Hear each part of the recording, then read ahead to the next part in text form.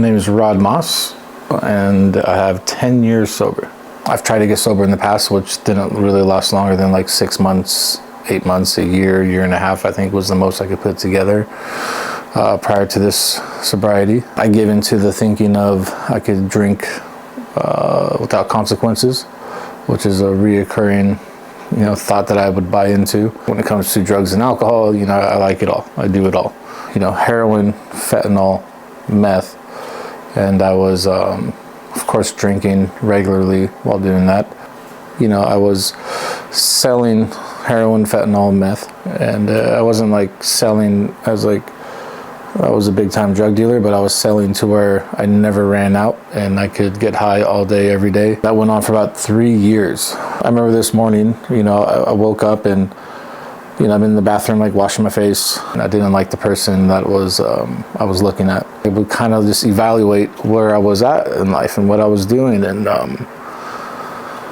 it was never in the plan growing up as a kid to be a drug addict, alcoholic. It dawned on me that if I continued living like this, I was going to be a version of a human being that none of us dreamed about as a kid. Literally would like start crying, like not out loud, but like tears would be running down my face because I'm processing where I'm at in life and what I've become. What would happen is I would start getting high, and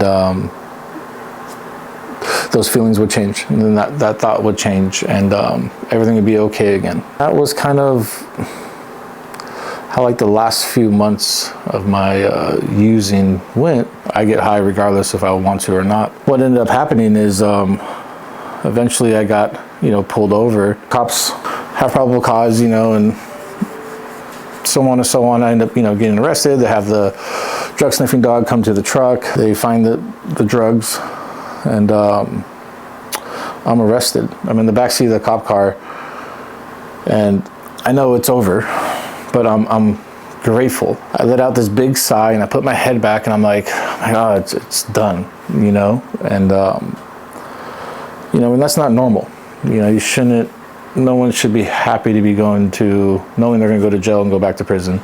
But for me, I was, because I don't get high in prison or in jail. It's become a way for me to get sober. Like I physically have to be removed from society, put in a cage to get sober. After detoxing in county jail, which is horrible, and I had this, moment that I think a lot of us do when we get sober. It's like, I'm praying to the creator of the universe, a creator of all things good. I was like, I'll do whatever I have to do to never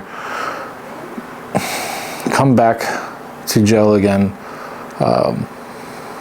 live the way I was living prior to getting arrested, hurt anyone and everyone who cares about me, because that's what happens when I'm in my addiction. If you care for me or love me, like, I'm only going to let you down and hurt you, and eventually, due to my actions, I'm going to put you in the position to have to be like, hey Rod, I got to cut you out of my life. Which, getting sober and working a program, I understand, like that's the best thing they could have done for me. And if it doesn't work, I'm going to stop trying to get sober. I'm just going to accept the fact that I'm an alcoholic and addict, and this is the only way of life for me, and I'm going to die on the streets or in prison. I go to court, and at this time, my family is like, I remember calling my dad from county jail, like, hey, I'm in jail.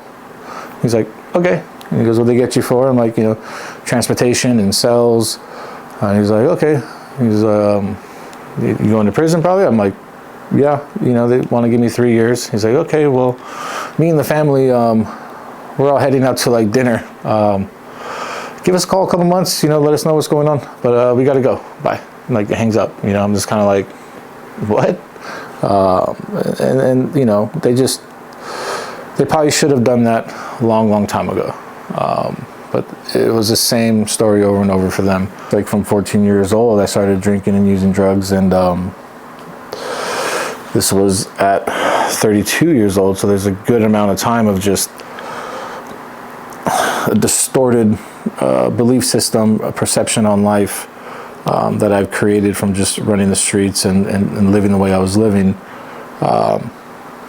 It was really easy for me to tap into my feelings and play victim about any situation and how it's not fair and not right, and find any excuse to like up and leave and go get high. I was really good at finding defaults in other people, places, and things to justify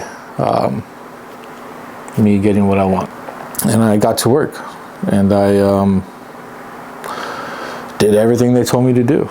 Like getting out of my comfort zone and doing a bunch of stuff that I didn't want to do, but it was suggested by men that have a similar past and have changed their ways and have multiple years sober and have a beautiful life, And I just went, from 110% to like 200%. There's some mental health stuff that wasn't addressed. I didn't like the feelings that were going on, and the drugs and alcohol were my solution. I didn't know another option or another way to deal with what was going on internally. Recovery, also therapy, and I've learned ways because, life doesn't stop when you get sober. And now here I am 10 years later doing an interview about my experience in recovery.